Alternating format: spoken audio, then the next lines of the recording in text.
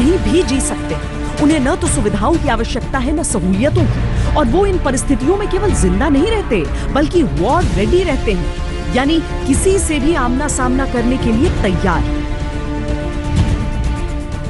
बहुत एप्टली ये नाम दिया गया है। पूरे छुपाव के साथ बिना आवाज किए दुश्मन की टेरिटरी में जाना, ऑपरेट करना और वापस आ जाना। This is what makes a cobra commando.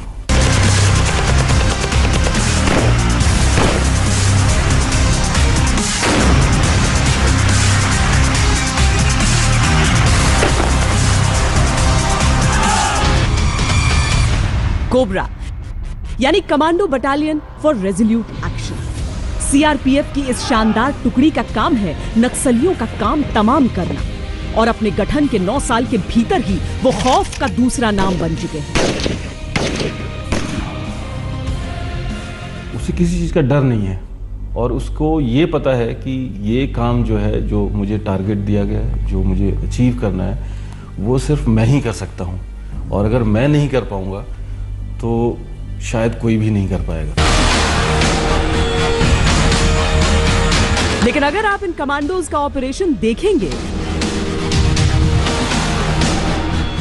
अगर इनकी काबिलियत से रूबरू होंगे, तब एक किंग कोबरा से इनकी समानताएं भी आपको नजर आएंगी। जमीन चाहे पथरीली हो या पत्तों से ढकी, इनके कदमों में मानो आहट ही नहीं। भारी बारिश हो या चिलचिलाती धूप, इनकी सांसें और धड़कनें तक खामोश रहती हैं। मैडम, जंगल में हम चलते हैं, जब हमारा जो सेक्रेटरी पे ये होता है, चलते टाइम अगर कोबरा चलते हैं, वो हमको पता नहीं चलता है कि कैसे जा रहा है। जैसे कि कोबरा हम भी यहीं से चलते हैं, जब हमको पता है, बगल वालों को भी, दुश्मन को भी पता नहीं चलता कि हमको जा रहा है कोबरा कमांडो। जब कमांडोज की टुकड़ी जंगल में दाखिल हो रही होती है, तो ये समझकर कि अगर लकी रहे तो 1-2 दिन में ऑपरेशन खत्म हो जाएगा, पर अगर दुश्मन चालाक निकला तो हफ्ता 10 दिन भी लग सकता है। पैदल 100-100 किलोमीटर नापना पड़ता है, और हथियारों के साथ पहले ही हर कमांडो के पास भारी बोझ होता है। बंदूक, rocket launcher, grenade, night vision, हर तरह के उपकरणों से लैस होते हैं कमांडोज, और इसीलिए सबसे कम महत्व वो साथ ले जा रहे खाने को देते हैं। पीने का साफ पानी जरूरी है, तो 7-8 लीटर पानी इनकी प्राथमिकता है। खाने के लिए केवल कुछ बिस्किट और ड्राई फ्रूट जैसी चीजें। वैसे भी जंगल में कुछ पकाने का मतलब होगा दुश्मन को सतर्क कर देना। दिन में खाना पकाने से धुआं उठने का खतरा, रात में आग से रोशनी का खतरा, और खाने की गंध से दुश्मन को खुला न्योता। ट्रेनिंग के दौरान मैदान में मिले एक केकड़े को कच्चा चबाते कमांडोज ये कला प्रशिक्षण के साथ सीख चुके हैं। ये इनका शौक नहीं, जरूरत है।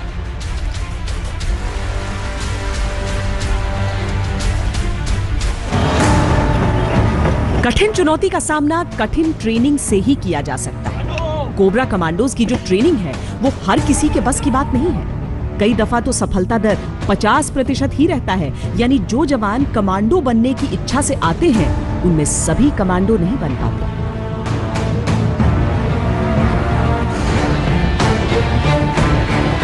कमांडोज को कितना भी वजन उठाकर चलने की क्षमता होनी चाहिए। अव्वल तो इसलिए क्योंकि उन्हें हथियार और रसद उठाकर कई 100 किलोमीटर चलना होता है। दूसरा, कई दफा घायल या बीमार साथियों को भी इन सामान के साथ कंधों पर उठाकर इन्हें बढ़ना होता है।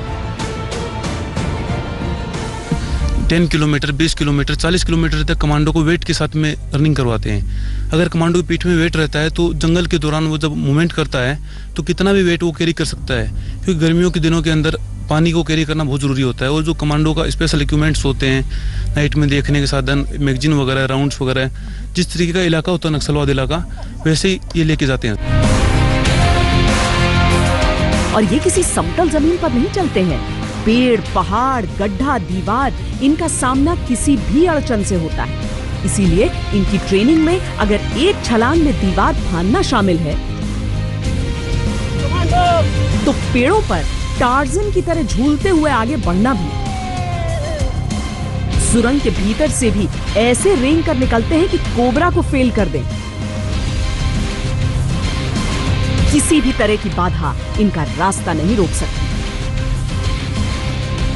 जो फिजिकल ट्रेनिंग है सर, ये कमांडो की जो स्टेमिना होती है, ये हर लेवल में काम देती है। अगर एक कमांडो को एक दिन के अंदर 35 किलोमीटर 40 किलोमीटर तक चलना होता है नाइट में या डे में, तो उस ऑपरेशन में अगर उसका फिजिकल अच्छा नहीं होगा तो वो नहीं चल पाएगा। इनकी ट्रेनिंग जंगल में ही करवाई जाती है ताकि ये दिन रात उस माहौल को, उन परिस्थितियों को समझकर उनसे मुकाबले के लिए तैयार हो सके। और इसमें बहुत बड़ी भूमिका होती है दिमागी ताकत की, क्योंकि जब अत्यधिक संघर्ष के सामने शरीर जवाब देने लगता है तो दिमाग ही वो शक्ति देता है जो इन्हें अजेय बनाता है। नक्सली जंगलों में पेड़ों पर ऊंचे ऊंचे मचान बनाकर बैठे होते हैं, पत्तों से घिर कर बैठते हैं। आगे बढ़ते हुए कमांडोज को ऊपर भी देखकर चलना है कि कहीं कैमोफ्लेज में दुश्मन तो नहीं बैठा, सामने भी देखना है कि रास्ता कहां से है, और नीचे भी देखना है कि कहीं मिट्टी के नीचे कोई लैंडमाइन तो नहीं।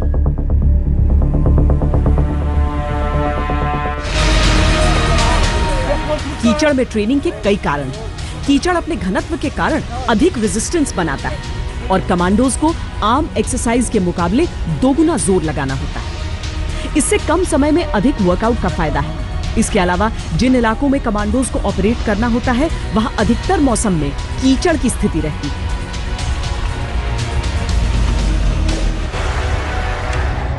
हर टुकड़ी के पास ऐसा नाइट विजन दूरबीन होता है, पर नाइट विजन के जरिए देखने के लिए जिस आंख का प्रयोग किया जाता है वो करीब आधे मिनट के लिए अंधा हो जाता है, इसीलिए इसका प्रयोग कम से कम किया जाता है।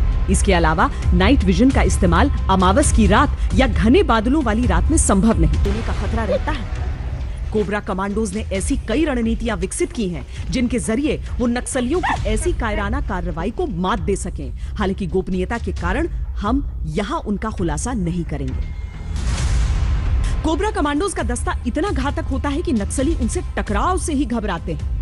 उनकी कोशिश ऐसी ही कार्रवाई की होती है कि किसी तरह छिपकर लड़ाई लड़ ली जाए, पर कोबराज उन्हें चकमा देना सीख चुके हैं। यूं तो नक्सलियों से निपटने के लिए कई एजेंसियां हैं, प्रभावित राज्यों की पुलिस के दस्ते, बीएसएफ, सीआरपीएफ, लेकिन नक्सली एक राज्य में हमला कर पुलिस से बचने के लिए दूसरे राज्य में छिप जाया करते थे। ऐसे में केंद्रीय बलों में एक ऐसे स्पेशलाइज्ड दस्ते की आवश्यकता थी जो इनसे इनके ही गढ़ में मुकाबला कर सके, जिनके लिए राज्यों की हदें दीवार न बने। कोबरा, ये आपको पता ही है कि नक्सलवाद की समस्या काफ़ी पहले से हमारे यहाँ रही है, स्पेशली सेंट्रल इंडिया के कुछ पार्ट्स में। तो हमारे पास सीआरपीएफ के पास, हालांकि सीआरपीएफ पूरे देश में अपनी ड्यूटियाँ करती है और स्पेशलाइज्ड ड्यूटियाँ करती है, लेकिन कोई स्पेशलाइज्ड विंग सीआरपीएफ में नहीं था, ऐसा स्पेशल फोर्स सीआरपीएफ में नहीं थी जो लॉन्ग ड्यूरेशन स्पेशल ऑप्स कर सके। तो इस कमी को देखते हुए, इस कमी को पूरा करने के लिए भारत सरकार ने निर्णय लिया कि 10 कोबरा बटालियंस जो हैं वो बनाई जाएंगी, जो कि स्पेशली ट्रेंड होंगी और स्पेशली मोटिवेटेड होंगी और स्पेशल अलाउंसेस उनको मिलेंगे और वो स्पेशल ऑप्स करेंगी। तो इस उद्देश्य के साथ कोबरा की स्थापना 2009 में की गई थी।